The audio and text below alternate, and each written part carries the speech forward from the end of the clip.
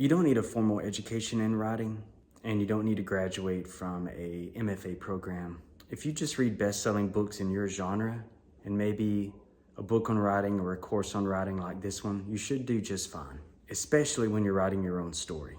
If you believe you need to go to film school or a university, the question that I want to ask you is, who's selling you on that? Who's making money off you going there and doing that?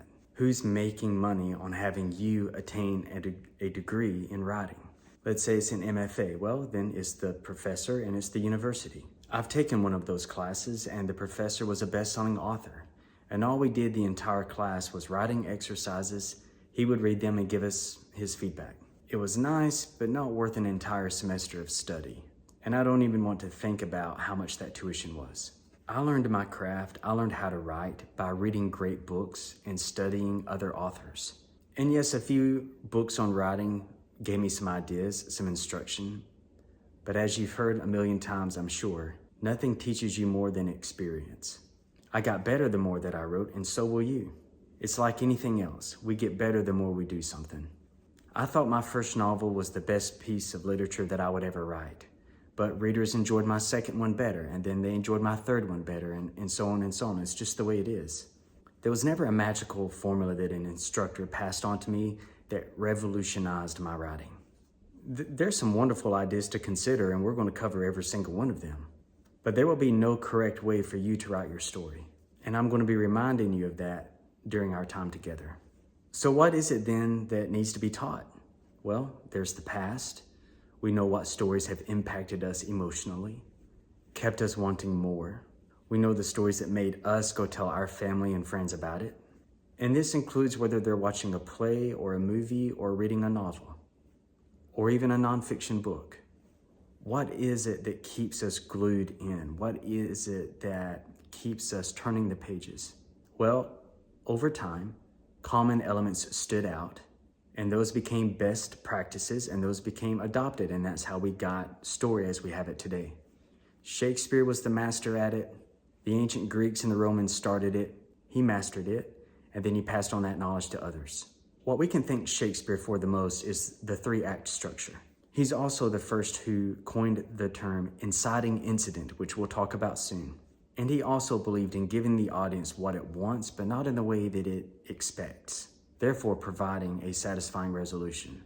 There's no official rules on how to tell a good story. You just have to find the best form for yours, your own style, and you will uncover it. But it's good to know what did work in the past. What rules did Shakespeare apply? And how have people made them better over time? And what you decide to do with these rules is what will make up your own style. And that reminds me of the famous quote, "Know the rules, master them, and then break them." And let's dig in a little bit about this correct and incorrect method. I remember being in high school and one English teacher rolled her eyes at the other English teacher because one of them said, "You cannot begin a sentence with the word and." Yes, you can. People begin sentences in spoken word with the word and all the time. And I know there are some people who disagree.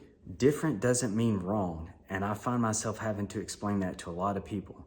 Just because someone does something the way other people don't do them doesn't mean that that new person is wrong. It's just different. There's a famous author still alive today, and he's famous for ripping into other authors.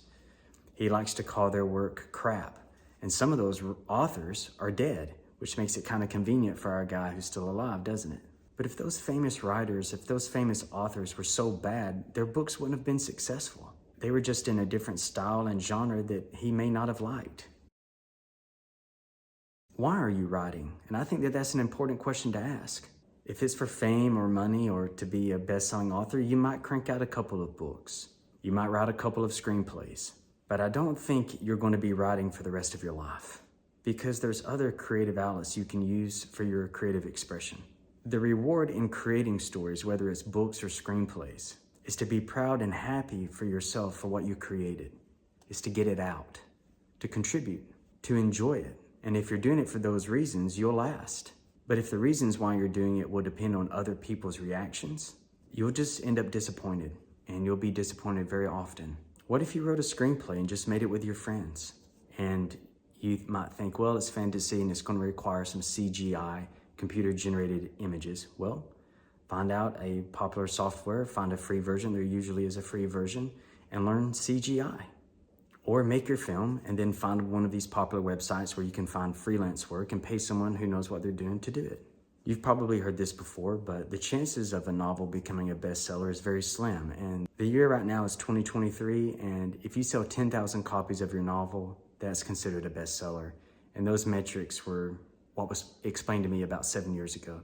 I don't know what the numbers are now because I don't worry about those numbers anymore, but back then I did. So selling 10,000 copies is going to be difficult. You could probably do it, but you'd have to be a salesman and get out there and sell it. But a movie producer liking it, backing it, getting behind it, seeing it through, that's even much more slim. You know, research your favorite authors and your favorite writers and find out how long did it take them to make it. And they were probably writing for years. And yeah, a deal happened the next day, but they had put 10 years in. Their 10-year journey looked like an overnight success. A lot of them have written many books, but it just took one to take off, and then everybody went back and bought all their other books, and that's how they became a best-selling author and make a living doing it. So what I'm telling you is write what you want to write, not what you think will sell. If you're following trends or trying to please other people, you're just going to get burned out. Write with what your gut tells you to write. So where do these ideas come from? Well, what I've learned is if there's an idea for a story and it keeps me up at night and I can't stop thinking about it, that is a sign to me to create it. And that can start with just creating a very brief outline. And an outline doesn't have to be extensive. It can be 3 or 4 bullet points. It's just to get your ideas out on paper. I want a general sense of where I'm going. Where am I going to start? How am I going to end up? And what are 2 or 3 things that my characters are going to do to get there? And we'll talk about something that I like to call the because method. And that is, this happened, and because of that happened, because that happened, because that happened, that happened. You'll find that it captures people's attention more to do it that way than to write, this happened, then this happened, then this happened. And you'll want to make sure that your characters, at least your hero, is proactive. Life is not happening to them. They're making things happen. And that's the hero that you can get behind.